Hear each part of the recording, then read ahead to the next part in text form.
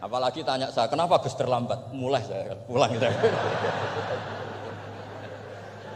Tuhan yang Tuhan saja sebaik itu kok, rektor sama badan wakaf kok sekeras itu gitu.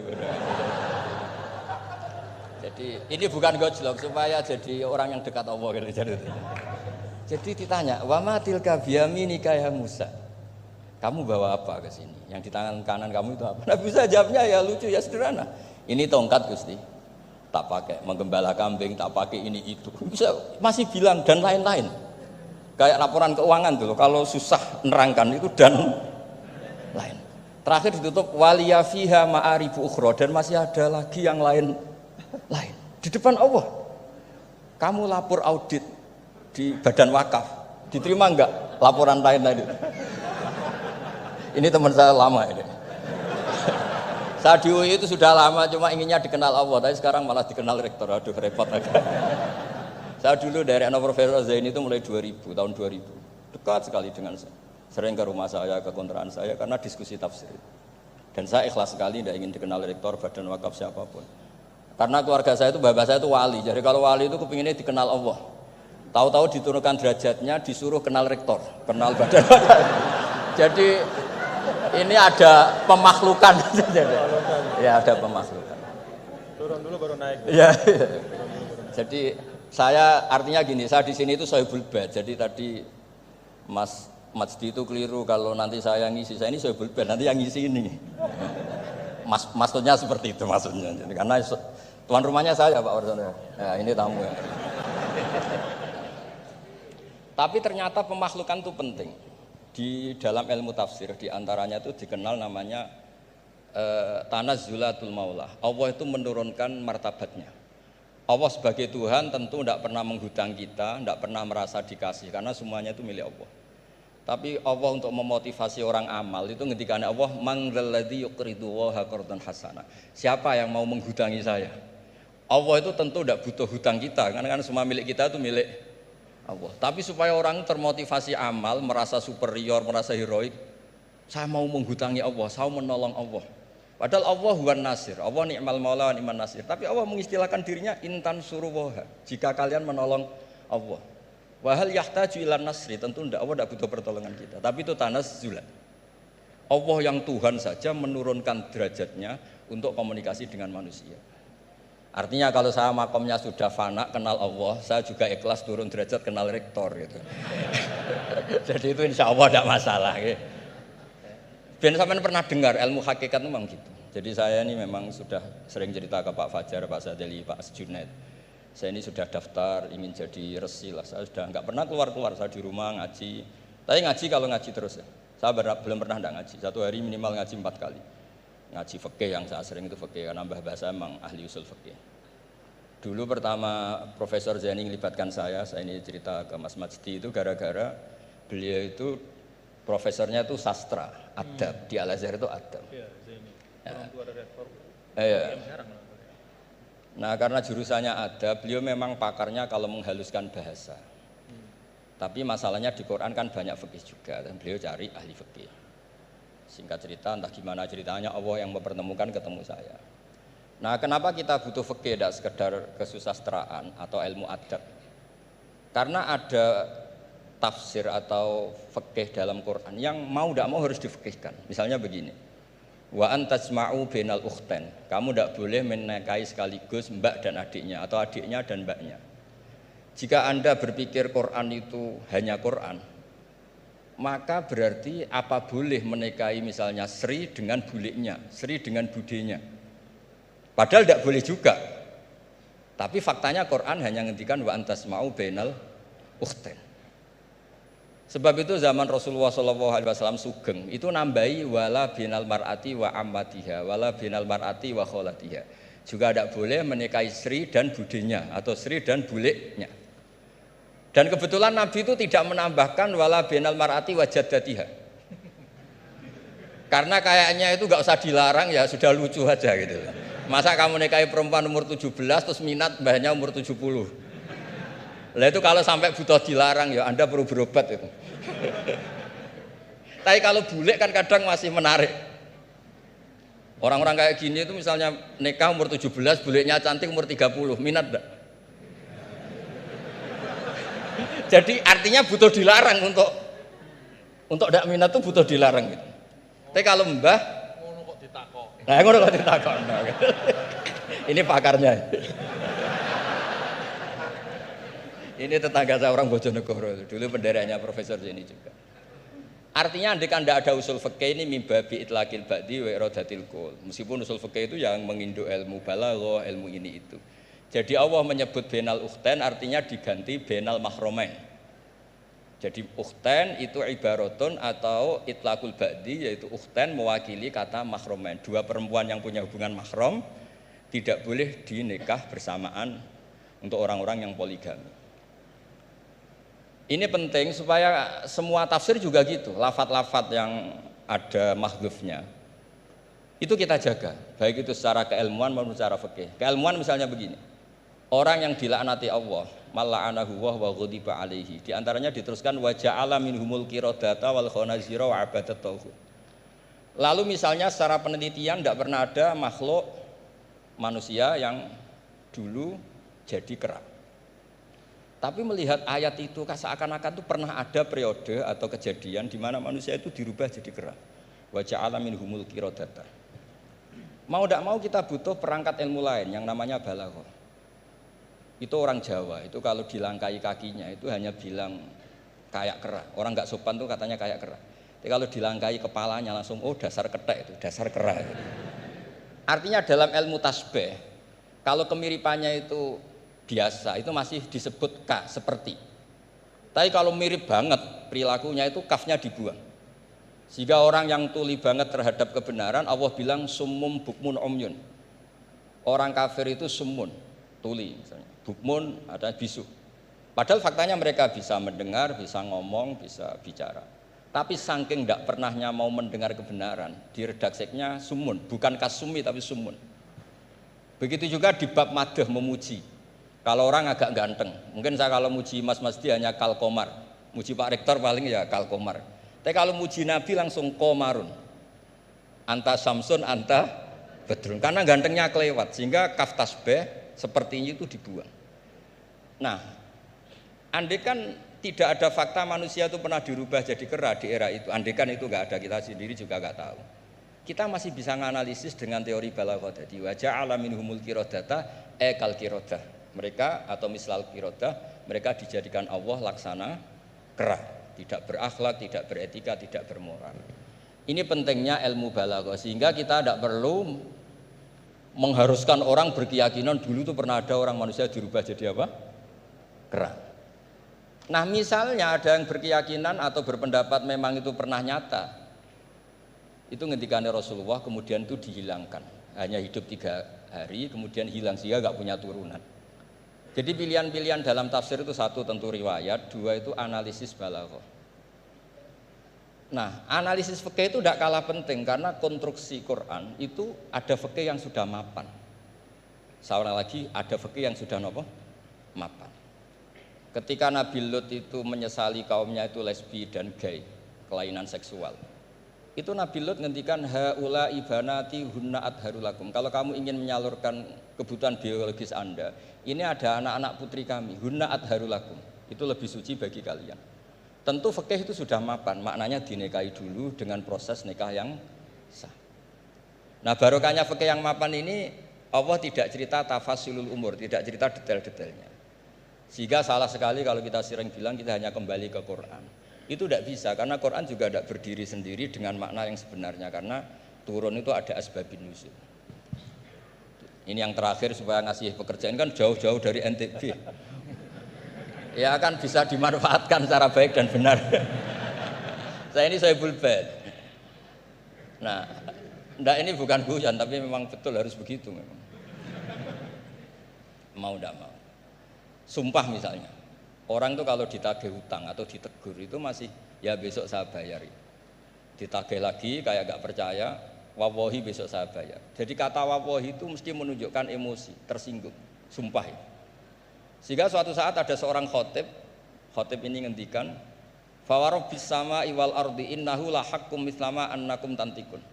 Demi Tuhannya langit dan bumi. Itu si Bedui, ada orang Arabi, orang desa. Langsung menyelasi Pak Khotib tadi. Pak Khotib, Mangdalladzi akhdhafal jalil hatta alja'ahu ilal yamin. Siapa yang bikin murka Allah sehingga Allah terpaksa sumpah. Semenjak itu jadi ilmu, kalau Allah memulai redaksi dengan sumpah, dengan qasam, pasti Allah tersinggung. Jika lafat-lafat yang dimulai wan naziati gharqa atau dimulai wasamsi wa duhaha, mesti terusannya itu Allah agak marah. Karena di mana-mana orang sumpah itu menjelaskan sama yang agak tidak percaya. Itu dzauqul arabi, itu adzauqus salim. Nah, begitu seterusnya. Kemudian masalah wasfiyah ismiyah. Saya dulu sering debat sama Profesor Zaini. Kan misalnya kiai-kiai di Jawa, umumnya kalau maknani min alakin itu segumpal darah. Lalu orang-orang yang nekuni embriologi itu tidak pernah ada segumpal darah, kalau segumpal darah malah jadi kluron. Macam-macam. Katanya Quran itu mesti benar, ini ada segumpal darah. Kata saya segumpal darah itu bahasa Indonesia, Quran itu bahasa Arab, tidak akan ada itu di Quran, kata saya. Tapi ada yang bilang segumpal darah, ya tetap aja itu enggak Quran, yang Qurannya min alakin, segumpal darah itu bahasa Indonesia, Quran tidak ada yang bahasa Indonesia, kata saya. Nah, tapi itu bisa dianalisis pakai balaghah atau pakai teori madatul kalimah. Min alakin itu dari kata aliko ya'liku alakon, sesuatu yang menempel. Jadi kalau di proses embriologi, misalnya ada apa yang menempel dalam ilmu itu, yaitu yang jadi rahim, jadi anak. Atau pakai ilmu balaghah, min alakin tetap maknanya segumpal darah, tapi maknanya itu tangkis atau tahkir. Manusia itu sombong. Padahal materinya sama yang sekarang jadi sama dengan materi yang sekarang jadi segumpal darah. Yaitu kita yang seperti ini materinya ya sperma, segumpal darah yang seperti itu juga materinya sperma. Kok kamu sombong? Materi kamu sama dengan materi min alakin. Itu persis dengan adatul Arab kalau sedang mencibir orang yang sombong. Itu kalau orang Arab bilang antal ladzi kharasta min makhrajil bauli marratan, kata orang Arab. Kamu adalah manusia yang keluar dari jalannya kencing 2 kali. Keluar dari penis lelaki ya lewat jalur kencing, keluar dari ibunya juga lewat jalur kencing. Supaya orang enggak sombong itu orang Arab bilang antal ladzi kharasta min makhrajil bauli marratan.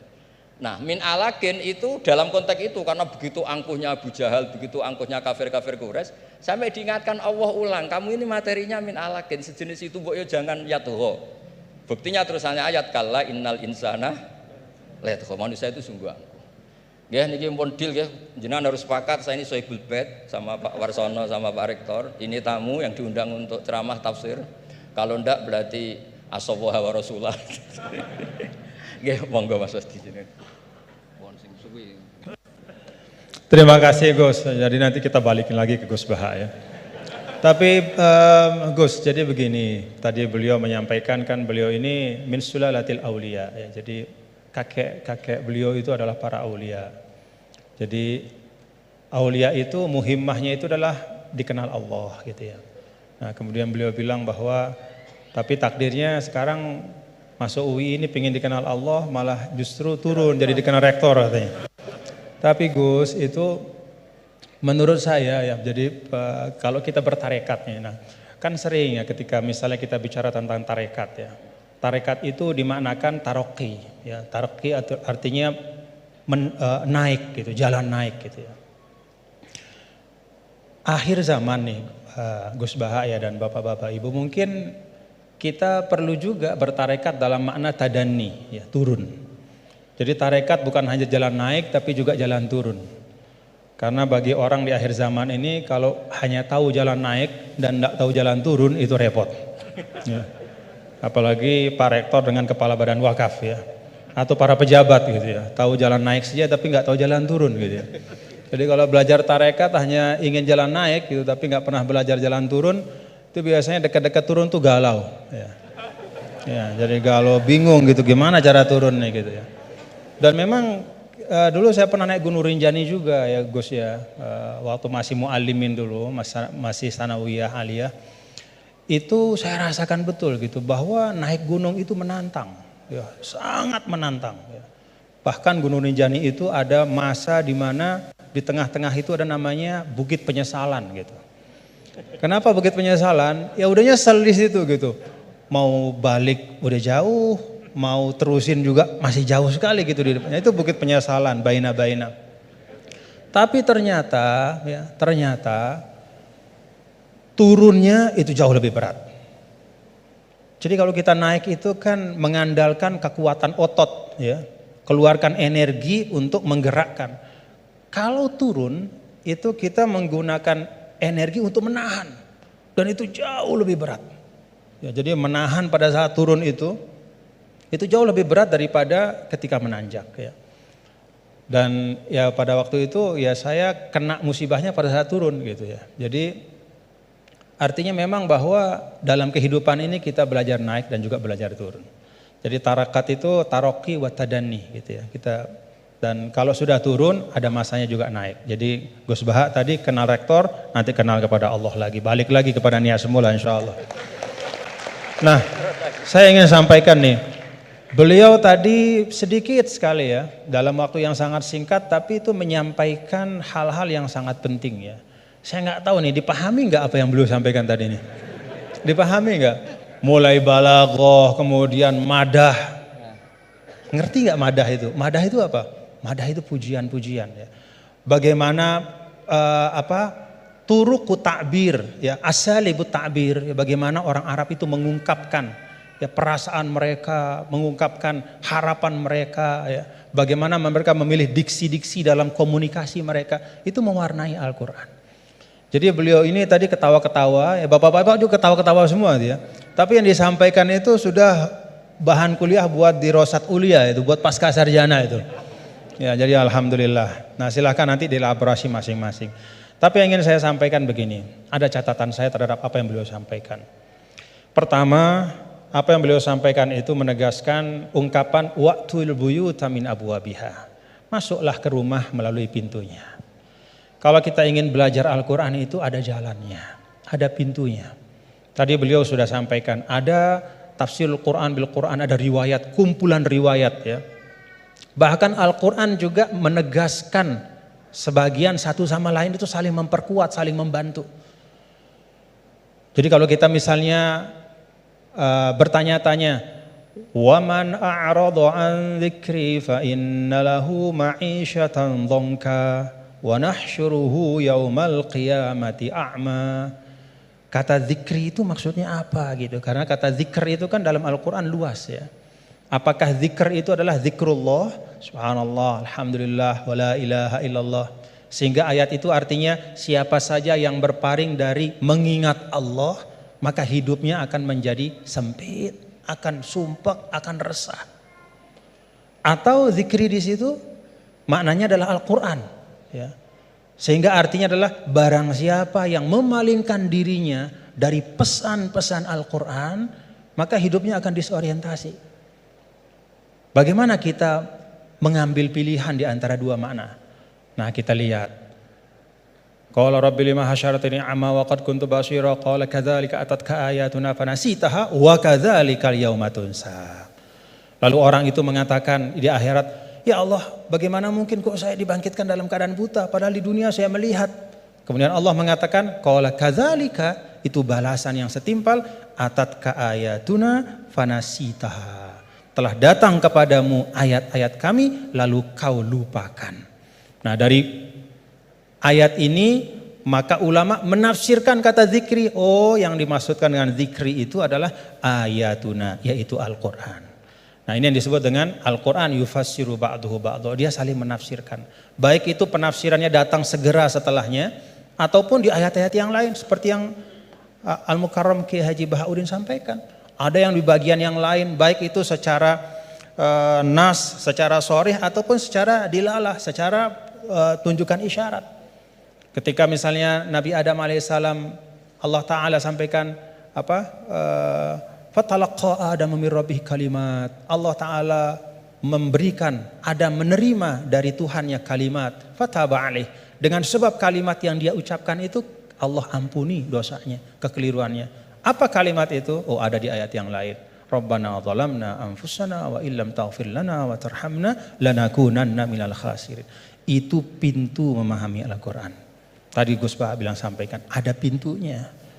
Baik itu pintunya adalah riwayat-riwayat dari Al-Quran, dari hadis juga beliau sampaikan tadi. Al-Quran gak dibiarkan sendiri oleh Rasul, tapi didatangkan hadis untuk menyempurnakan. Bahkan ketika dulu ada orang ya, yang mengatakan ini bukan zaman sekarang, zaman dulu sekali. Ba'das sahabah. zaman tabi'in. Saya lupa, mungkin Gus Bah yang ingat riwayatnya secara persis. Ada yang datang kalau tidak salah kepada Al-A'mash, seorang imam besar namanya Al-A'mash. Lalu orang itu mengatakan, ya imam, kenapa kita capek-capek Anda ajak kami untuk baca hadis? Kenapa Anda ajak kami untuk mendiskusikan hadis panjang-panjang? Bukankah sudah ada Al-Quran di tengah-tengah kita? Ngapain lagi? Apa kata A'mash? Ya ahmaq. Pak, atajidu, apakah kamu temukan dalam Al-Quran itu ada sholat 5 waktu secara terperinci? Gak ada. Nabilah yang menegakkan amanah untuk menjelaskan. Sholat 5 waktu itu kayak apa? Banyak rakaatnya seperti apa? Waktunya gimana? Kaifiyatnya seperti apa? Bahkan sebelum sholatnya pun Nabi ajarkan. Isbagul wudu'nya kayak apa? Bahkan tidak hanya yang wajib-wajib dalam wudu. Madmadoh istinsyaknya pun. Kumur-kumurnya masukin air ke hidung. Semua diajarkan sama Nabi. Maka A'mash mengatakan, dari sisi ini Al-Quran lebih butuh kepada hadis daripada hadis kepada Al-Quran. Dari sisi bahwa hadis itu menguraikan, menjelaskan dan menyempurnakan, menambahkan, melengkapi bahkan yang tidak ada di Al-Quran. Nah, itu pintu memahami Al-Quran. Karena itu tidak boleh dan tidak ada istilahnya namanya ahlul Quran dalam makna bahwa hanya mau Quran saja. Gak mau tahu apa kata hadis. Itu gak ada istilah dalam Islam. Ilmu yang muktabar selalu Al-Quran bersama dengan hadis Rasulullah SAW. Lalu yang kedua pintunya apa? Ya asbabun nuzul. Tadi juga disinggung selintas oleh guru kita. Bahwa ada sebab-sebab dari turunnya Al-Quran. Ayat-ayat Al-Quran. Yang kalau sebab ini gak difahami, bisa saja ya, dalam beberapa kasus orang salah faham. Dan itu kejadian. Kejadiannya bahkan sekali lagi bukan hari ini, bukan kemarin, tapi dulu pada masa orang-orangnya itu masih berhimpitan, berdempetan dengan Rasulullah SAW. Ada seorang sahabat didatangkan, kalau tidak salah pada masa Sayyidina Umar bin Al-Khattab radhiyallahu anhu. Lalu dia ditanya, kenapa kok kamu minum minuman keras gitu kan? Dia mengatakan, loh kan saya ini orang beriman, saya kan orang bertakwa. Kan di Al-Quran tuh ada. Laisa 'alal ladzina amanu wa 'amilus solihati junahum fima ta'imu idza mattaqaw wa amanu ila akhir ayat. Enggak masalah kalau sudah beriman bertakwa makan minum apapun. Begitu. Kalau ini secara harfiah kita baca ayat itu. Lalu karena dia baca ayat itu saja, dia beranggapan, oh berarti makan minum udah bebas karena sudah beriman bertakwa. Nah saat itulah kemudian diluruskan bahwa ayat ini sabab nuzulnya adalah ketika ada sebagian sahabat yang datang kepada Rasulullah SAW dan bertanya, ya Rasulullah, ada teman-teman kita yang sudah meninggal, mereka syuhada pada saat perang-perang, mereka mati syahid, mereka meninggal sebelum turunnya ayat yang mengharamkan khamar. Bagaimana nasib mereka ya Rasulullah? Padahal mereka meninggal dalam keadaan masih minum khamar. Jadi meninggal ya masih minum karena memang belum turun pengharaman. Maka turunlah ayat ini menjelaskan. Oh, kalau memang orang nggak tahu, belum ada taklif kepada dia, nggak dosa. Nah, sebagian ulama kemudian menarik ayat ini juga ke masa sekarang. Ya. Kalau misalnya ada di tempat-tempat tertentu, misalnya ada katakanlah dakwah Islam masuk ke suatu negara misalnya, lalu para dai itu menyampaikan tentang tauhid, menyampaikan tentang rukun iman. Baru disampaikan tentang rukun iman, rukun Islam, kemudian orang itu dia bersyahadat, dia baru sholat, lalu dia meninggal. Dalam keadaan dia masih minum khamar. Pada saat belum dijelaskan oleh dai itu bahwa Islam mengharamkan khamar. Bagaimana hukumnya dia gitu? Dia masuk orang baik apa gimana? Oh enggak, berarti dia tidak terkena ya kepada kewajiban untuk menjauhkan diri dari khamar karena memang belum dijelaskan. Nah karena itu kita bapak-bapak saudara-saudara kita berlapang-lapang lah seperti yang guru kita sering sampaikan, kita berlapang. Jangankan pada masa sekarang, pada masa dulu saja ketika masa Imam Ghazali. Apa kata Imam Ghazali? Ini tentang dakwah. Kata Imam Ghazali, menurut saya, ya, Ahlur Rum, ya, orang-orang yang ada di daerah-daerah yang berjauhan, jauh dari pusat Islam, dan karena itu dia tidak dapat pesan Islam, dia nggak ngerti Islam itu apa, atau Islam itu sampai tapi fi wajhin musyawash, bentuknya udah nggak benar, ya, disinformasi tentang Islam. Maka kata Imam Ghazali, orang itu menurut saya hukum mereka adalah sama seperti hukum ahlul fatrah. Jadi nggak bisa kita mengatakan misalnya orang, mohon maaf, orang di belahan dunia Skandinavia misalnya, di negara-negara yang jauh gitu, kemudian kita hukumkan wah mereka itu adalah orang kafir, mereka itu mukhallat finnar. Belum tentu. Kecuali setelah kita pastikan bahwa cahaya Islam sudah sampai dalam bentuk yang sebenarnya dan mereka menolak dengan kesadaran. Itu namanya kufur. Al-juhud, menolak dengan kesadaran. Kalau sesuatu itu nggak sampai, dia mau nolak apa?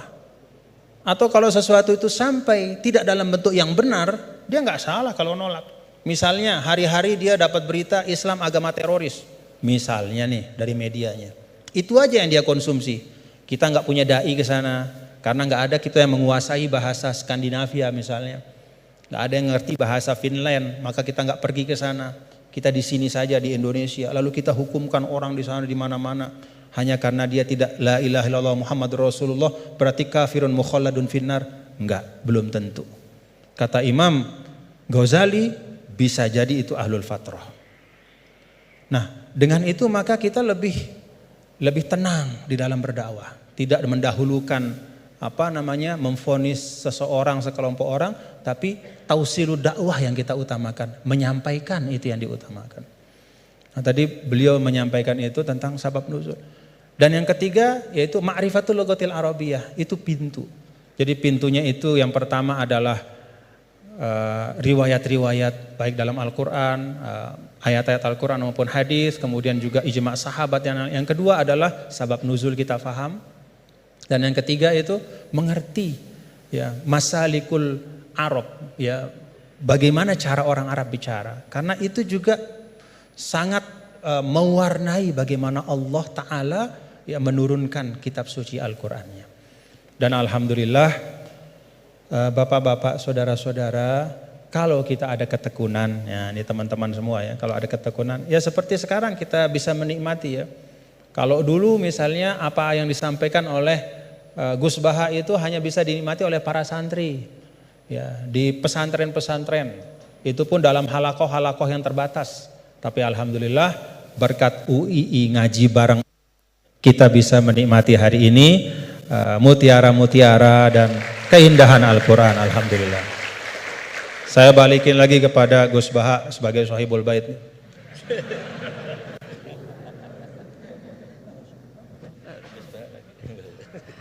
Bismillahirrahmanirrahim. Meneruskan konstruksi ayat ya. Misalnya begini, Anda jangan langsung menyalahkan Nabi Adam. Saya ini sering kampanye untuk membela Nabi Adam.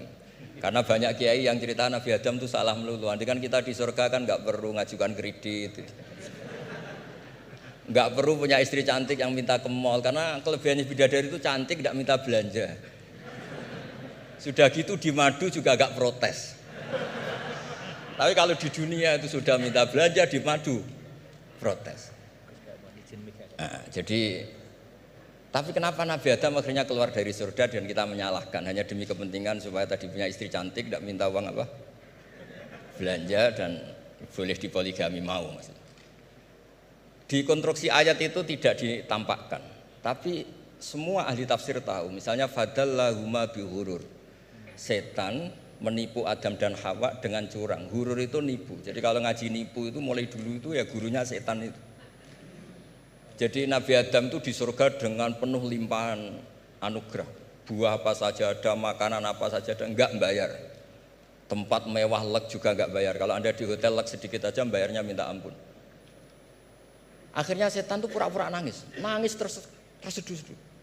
Akhirnya Nabi Adam menghampiri. Kenapa kamu nangis? Saya ini iba sama kamu, kasihan. Nikmat yang begini nikmat, pada akhirnya Anda ini mati. Karena Anda manusia, pasti mati. Kasihan sudah senikmat ini kemudian Anda mati.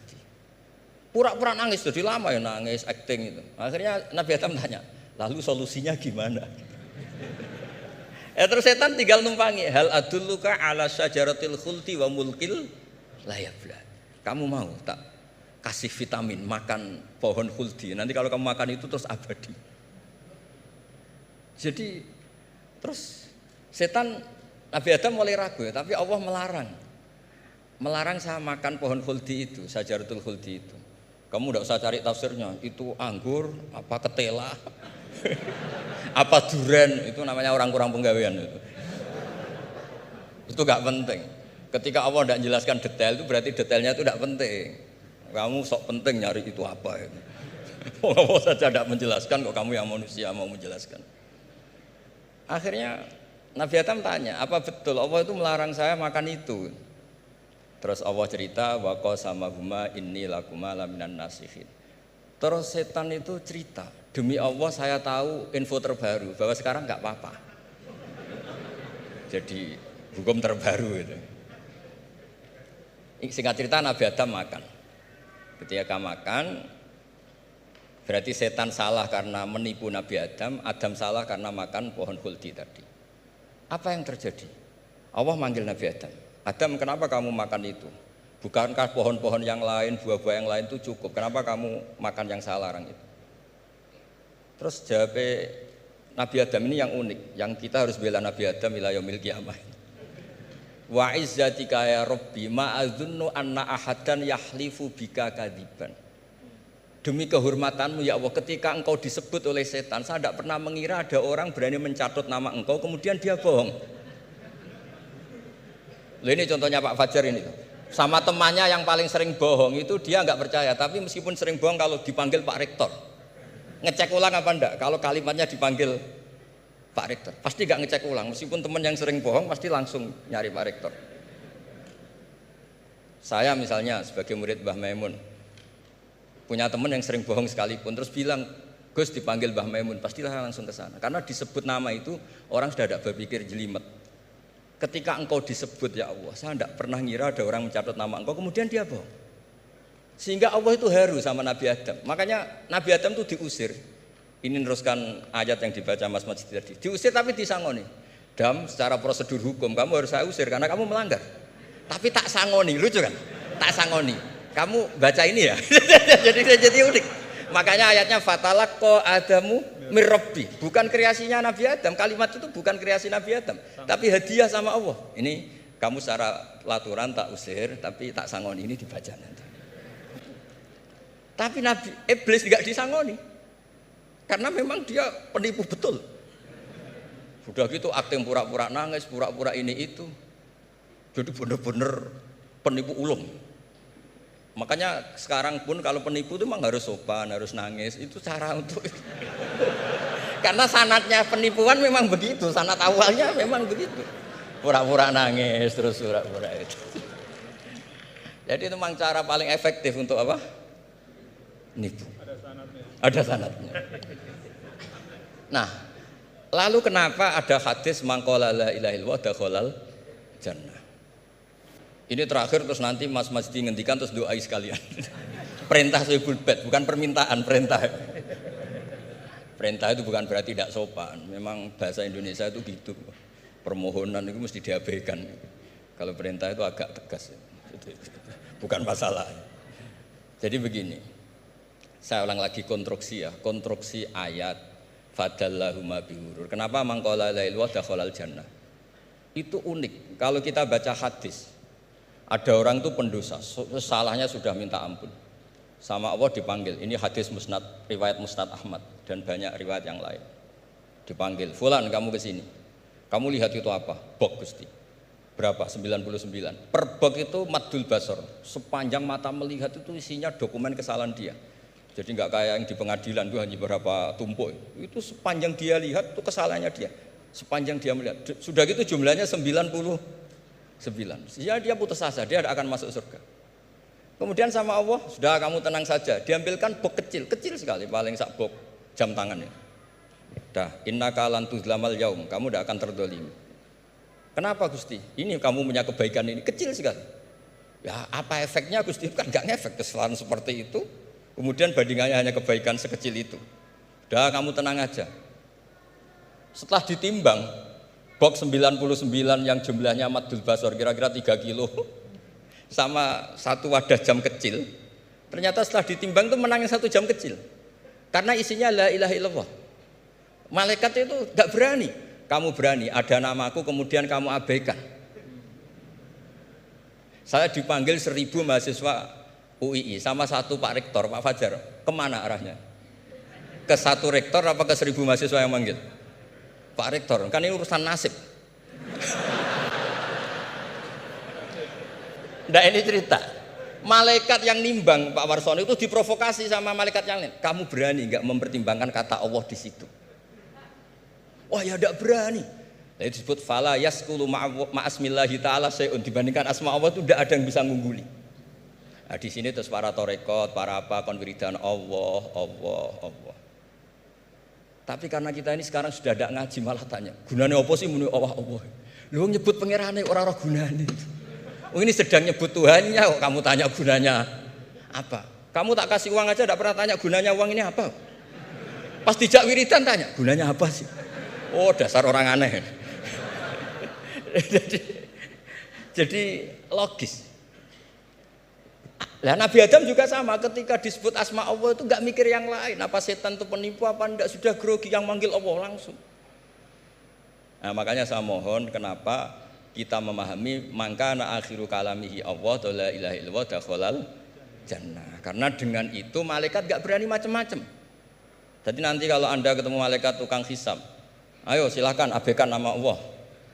Kalau kamu berani berarti tidak malaikatnya Allah. Masa namanya Allah gak dipertimbangkan? Ya tadi misalnya dosen-dosen UI ada undangan seminar menjanjikan. Enggak seminar menjanjikan tapi yang manggil rektor, milih mana? Kira-kira saja. Milih rektor kan? Karena ini nasib berkelanjutan kan kalau seminar kan. Apalagi ini asmane Allah. Nah, makanya Nabi ngendikan fato satisi jilat wasakula ismuwah. Kemudian bok kesalahan tadi jomplang kalah. Kemudian yang menang hanya asmanya Allah Subhanahu wa taala. Makanya terus disebut sudah Nabi ketika tanya amal apa paling baik ya Rasulullah, gini dzikrullah fisirri wal alan gini-gini. Dan kamu mati dan kamu hidup walisanu katordun, kamu harus selalu ingat Allah taala. Lah dene saya sekarang itu sudah biasa ingat Allah terus disuruh ingat rektor, ya muga-muga itu tugas dari Allah juga. Saya tidak tahu apa benar apa tidak tahu. Tapi yang jelas saya tidak jenis orang yang apa ya, terus nganggep apa dunia penting betul. Tapi ya penting lah gue sanggup mati. Tapi yang jelas supaya sampean ngerti madhab saya, karena ini ngaji dan saya punya niat baik, maka saya ungkapkan cara berpikir saya. Jadi sama ndak usah kaget, mungkin namanya kan mengabaikan kesalahan, cara berpikir enggak gitu. Kita punya riwayat sahihah bahwa ketika malaikat mengabaikan semua kesalahan ini karena enggak berani memperbandingkan asmane Allah dengan yang lain. Makanya disebut di akhir hadis fala yaskulu ma asmillahi taala sayun. Ketika sudah nyebut Allah harus dianggap selesai. Enggak boleh habis nyebut Allah mau mati kredit, enggak boleh. BPKB di bank ini enggak boleh. Nanti akhir hayatnya bilang BPKB, bukan Allah. Enggak harus kata Allah itu mengunci. Disebut akhiru kalami. Lah kalau sampean tanya, kenapa itu menjadi penting? Karena tadi malaikat tidak akan memperbandingkan Allah dengan yang lainnya. Makanya ketika ulama-ulama sufi, kalau kamu habis salah istighfar, nanti di sohifah kamu akan ditulis habis salah. Terus di belakang ditulis, tapi setelah itu dia bilang astagfirullahaladzim.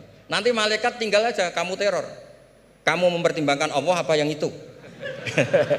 Ini tak ajarin. Kalau tepak ya kamu didengar, kalau tidak malah digebuki. Tidak tahu saya. Tapi itu ijazah resmi ini hari ini. Hadisnya akurat. Ijazah. Nggih ngoten mawon kok nak kesuwen kepinteran nyanyi kula. Assalamualaikum warahmatullahi wabarakatuh.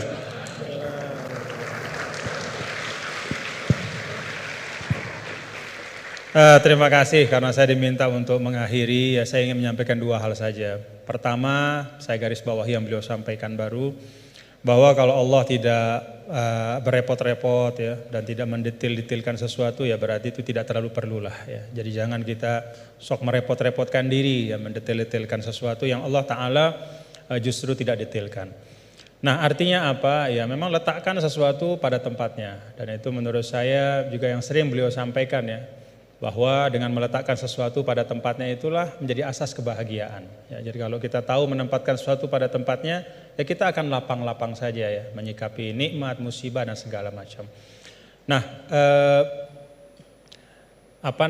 kalau kita lihat nih, pertanyaannya apa sih yang dipentingkan oleh Allah dalam Al-Quran? Ya, kalau kita lihat, ya tentu Allah Ta'ala yang maha tahu apa-apa yang paling penting, yang paling utama, ya pokok-pokok akidah, kemudian pokok-pokok ritual ibadah. Tapi kalau kita menggunakan pendekatan kuantitatif ya, salah satu yang sangat dipentingkan oleh Allah dalam Al-Quran adalah ranah muamalah.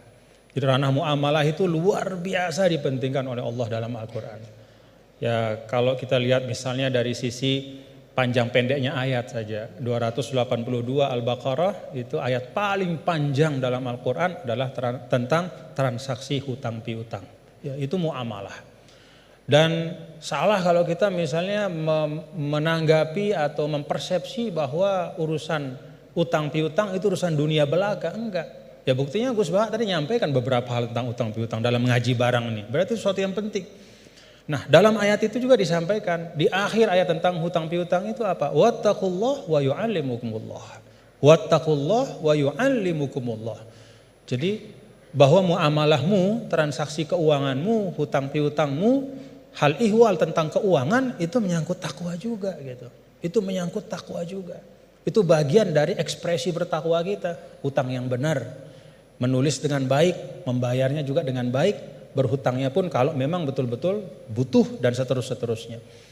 Dan banyak lagi di dalam Al-Quran ayat tentang muamalah.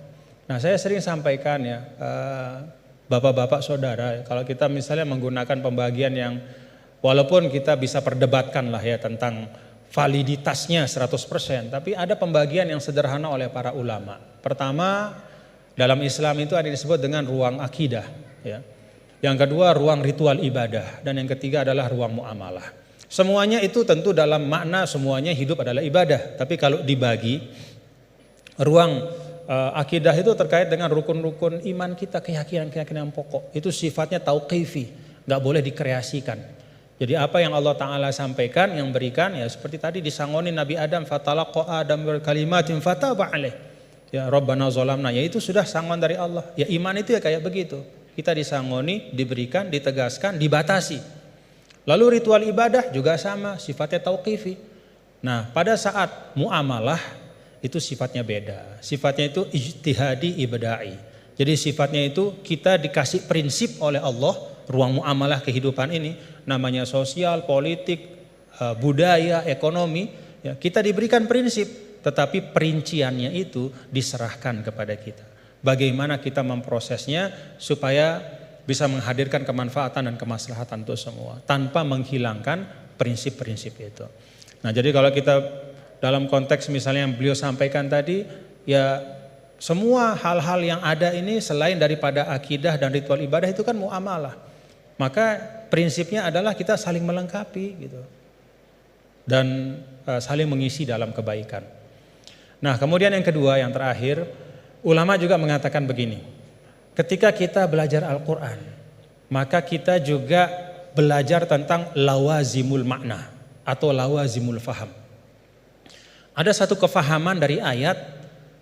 Nah, konsekuensi dari kefahaman itu apa? Ya, nah itu beliau tadi juga sudah sampaikan berulang kali. Kalau kita misalnya, ini satu ilustrasi saja. Ya ayyuhalladzina amanu idza qumtum ilas salati faghsilu wujuhakum wa aydiyakum ilal marafiq wamsahu bi ru'usikum wa arjulakum ila akhiril ayah. Wahai orang beriman, kalau ingin masuk ke dalam sholat, hendak sholat, maka ambil air wudhu. Basuhlah muka dan seterusnya sampai akhir ayat. Secara fikih, ya tadi beliau sering mengajarkan kita, secara fikih ini tentang kewajiban kita berwudu dengan prosesinya. Tapi ada lawazim dari ayat ini. Apa lawazim dari ayat ini? Kalau kita bicara wudu, kita bicara sumber daya air.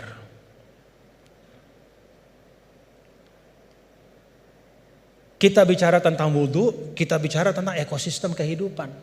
Gak ada wudhu tanpa air. Kalau wudhu tanpa air tayamum namanya. Gak ada wudhu tanpa air. Maka apa arti lawazim dari ayat ini? Jaga sumber daya air itu. Kalau dalam konteks misalnya pasal 33 Undang-Undang Dasar 1945, apa kata sumber daya alam dan semua yang menyangkut hajat hidup orang banyak dikuasai oleh negara, itu juga bagian dari lawazim makna ayat ini. Dalam arti apa? Negara, kita semua secara kolektif, ayo kita jaga sumber daya air, tidak boleh dimiliki hanya oleh sekelompok kecil saja sehingga orang kesulitan untuk memanfaatkannya. Dan pada ujungnya jangan-jangan nanti bisa orang kesulitan untuk menegakkan sholat karena nggak bisa wudhu, karena sumber daya air itu dikooptasi oleh kelompok tertentu misalnya. Itu lawazimul ayat. Ketika Allah Ta'ala misalnya, ya ayyuhalladzina amanu idza nudiya lis-salati min yaumil jumu'ati fas'au ila dzikrillah wa dzarul bai'. Wahai orang-orang beriman, kalau udah waktunya Jumatan itu maka segera datang ke masjid, tinggalkan perdagangan. Apa lawazim dari ayat ini? Kata para ulama, lawazim dari ayat ini adalah ya bahwa Allah tidak akan bicara tentang perdagangan. Allah tidak berbicara tentang sesuatu yang penting ya, yang bisa mengalihkan ya, seseorang dari ibadah. Ya, kan di sini diletakkan orang kalau terlalu cinta berdagang, ya, maka dia nggak mau ninggalin bisnisnya untuk sholat gitu. Karena time is money. Bagi dia 5 menit ketika sholat itu kalau udah transaksi entah berapa duit misalnya gitu. Nah, ada lawazim dari ayat ini kata para ulama bahwa ya perdagangan harus diisi oleh orang-orang itu yang tidak hanya memikirkan profit sementara di dunia, tapi dia juga memikirkan fungsi spiritual dari harta itu. Siapa itu? Ya orang beriman. Dengan kata lain ya orang Islam disuruh untuk aktif dalam berdagang. Karena ketika perdagangan itu diisi oleh orang-orang yang tidak punya pandangan lebih dari dunia, kalau kata orang Sasak enggaknya cuman dia pandang dunia saja, ya dia tidak akan mungkin bisa menunaikan pesan ayat ini. Jadi ayat ini bisa ditunaikan pesannya adalah oleh orang-orang yang ketika dia hidup di dunia beraktivitas di ekonomi, ya membangun kapital, membangun bisnis, tapi pada saat yang sama dia juga meletakkan itu semua menjadi bagian dari ibadahnya kepada Allah. Jadi ayatnya tentang ibadah sholat Jumat, tapi pesannya di sana adalah isi ruang bisnis itu, ikhtiarkan supaya ruang-ruang ekonomi itu terisi oleh orang-orang yang ngerti bahwa dunia ini adalah jalan untuk mencari kebahagiaan yang lebih hakiki, itu di sisi Allah Ta'ala. Jadi itu 2 hal yang mungkin saya ambil dari beliau tadi. Kita pentingkan apa yang memang penting, dan yang kedua kita pahami ayat itu tidak hanya dari sisi teksnya, tapi dari konsekuensi-konsekuensinya di dalam kehidupan kita. Terakhir bicara tentang sanad. Nah, saya ada satu hal, kalau saya pertama kali saya ketemu sama Gus Baha, ya, melihat beliau ya. Ada enggak bapak-bapak, saudara-saudara melihat dari beliau yang beda? Ciri khasnya.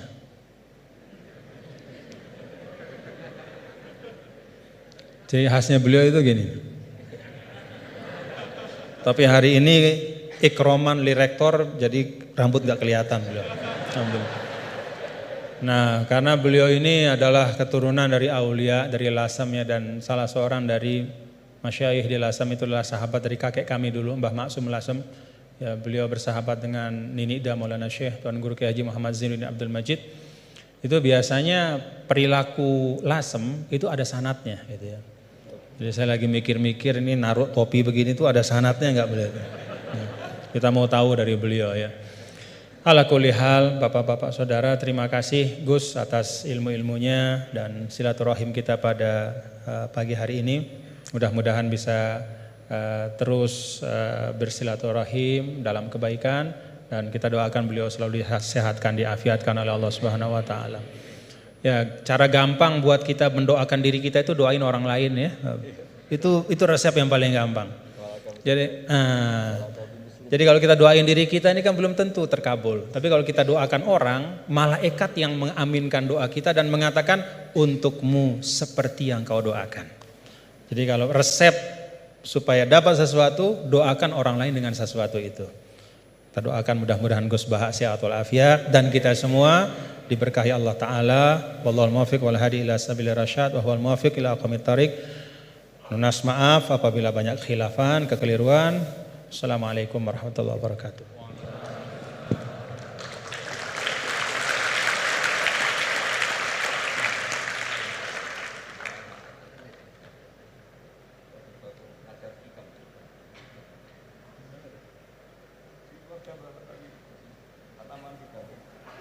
Baik, karena masih ada waktu yang tidak banyak, mungkin sedikit. Beliau juga berkenan untuk ada sesi tanya jawab.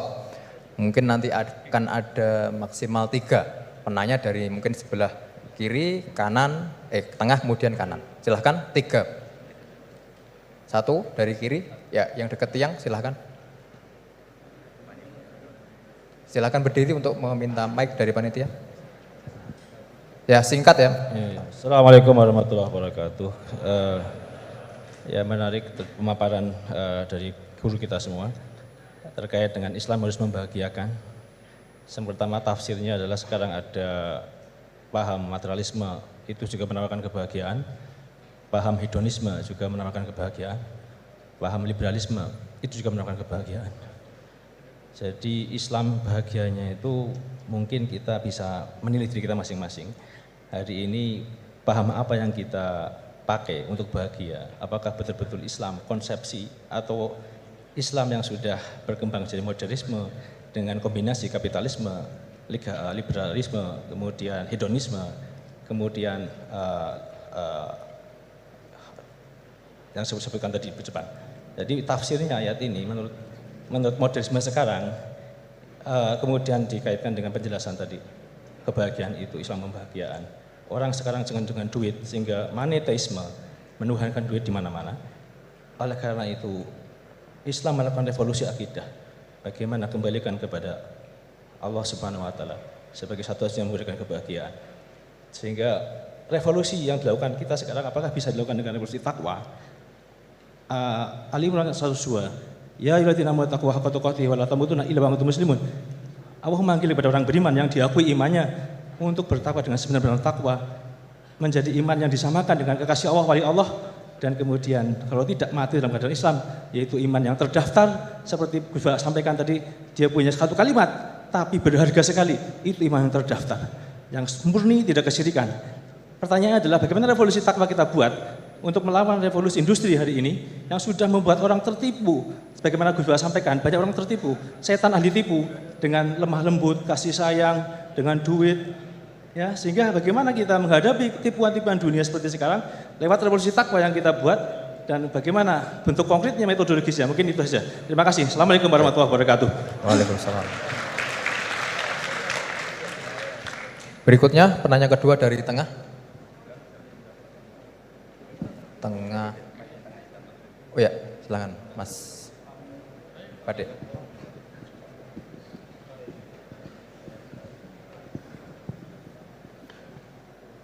Bismillahirrahmanirrahim. Assalamualaikum warahmatullahi wabarakatuh.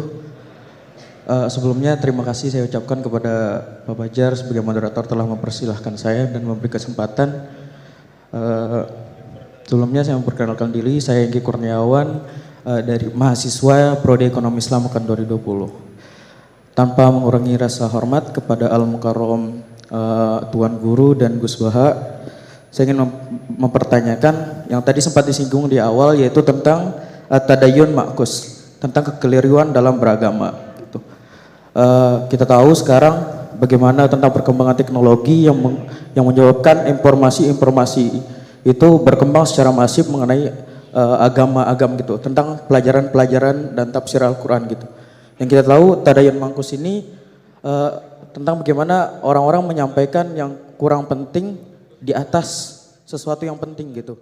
Nah, sebagai kami mahasiswa gitu yang masih awam tentang agama, bagaimana sih gitu cara kita menangkis agar tidak terjerumus atau terjerat dengan pembahasan-pembahasan yang kurang penting dan menjerumuskan kita ke dalam sesuatu yang sesuatu yang buruk gitu, yang kayak memunculkan perdebatan dan kontroversi Gitu saja Pak. Terima kasih. Wassalamualaikum warahmatullahi wabarakatuh. Waalaikumsalam. Terakhir dari Putri. Paling depan, kerudung biru. Oke, silahkan. Bismillahirrahmanirrahim. Pertanyaan fikih sangat sederhana tapi saya tidak paham. Saya bacakan bagaimana cara mengajarkan istihadhah yang memudahkan kepada anak perempuan yang belum baligh, Gus Baha. Karena kalau kami jelaskan dengan menghafal dan memahami syarat-syarat tamyiz, mereka kesulitan. Dan kalau perempuan tadi sudah paham belajar istihadhah tanpa memahami tamyiz, apakah selanjutnya perempuan tersebut harus belajar istihadhah dengan memahami syarat-syarat tamyiz? Sampun. Tiga penanya. Berikutnya kami berikan kesempatan kepada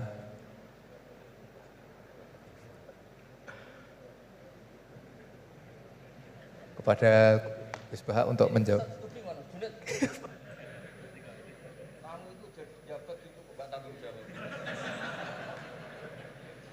sini itu ada DPPAI ya? Iya. Coba terang singkatan DPPAI, ben ngerti ben ono. Baik hadirin yang berbahagia di spirit yang diperintahkan oleh Gus Baha bahwasanya di UI ini ada DPPAI, Direktorat Pendidikan Pembinaan Agama Islam. Jadi menurut beliau itu maksudnya supaya jawab gajinya bentuknya akhirat. Menurut beliau yang berhak menjawab itu adalah orang DPPAI, waduh, karena yang bertanggung jawab atas Islam di UI. Ya kan?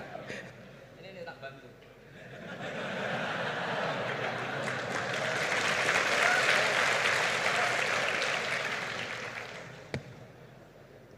Jadi harusnya kan sudah tugas, mandat, ada SK-nya, ada fasilitasnya. Kalau gaji itu kayaknya kasar fasilitasnya. Jadi harusnya yang jawab itu ya ketua DPPA, iya. Tapi sudahlah karena saya ini orang baik tak tolong. Begini ya, jadi perspektif Islam atau taqarrub ilallah itu mulai dulu itu orang mau tidak mau subjektif, tapi hukum pokoknya sama.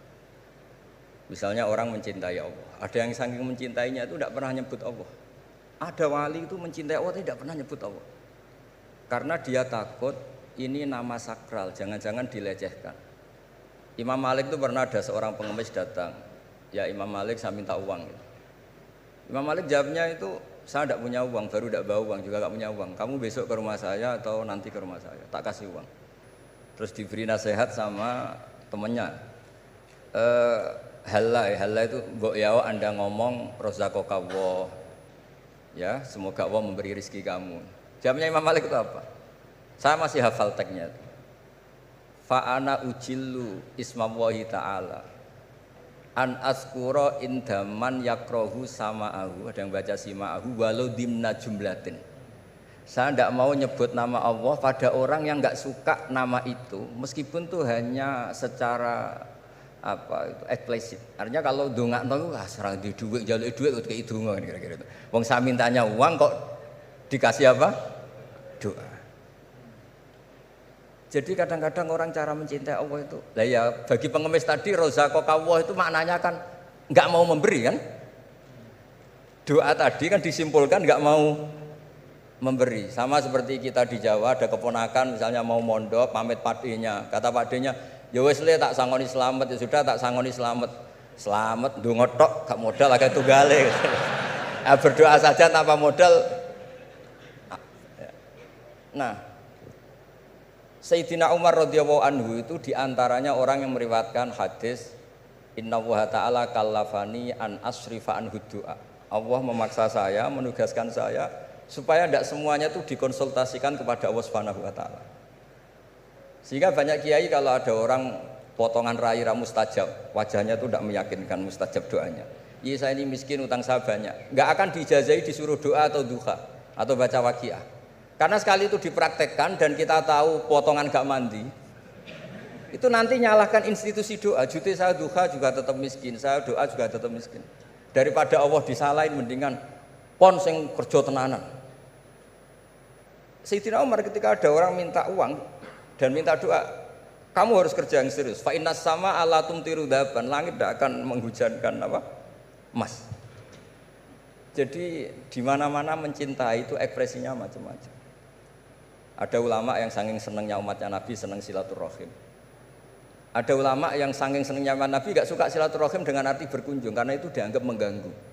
Teman kita punya anak, punya istri, kadang pas harmonis kita datang terganggu. Wong saya pernah dolan di orang, pas tukaran sama istrinya, itu berhenti dulu ada Gus Pak, nanti teruskan. Ternyata orang tengkar itu diganggu juga gak suka.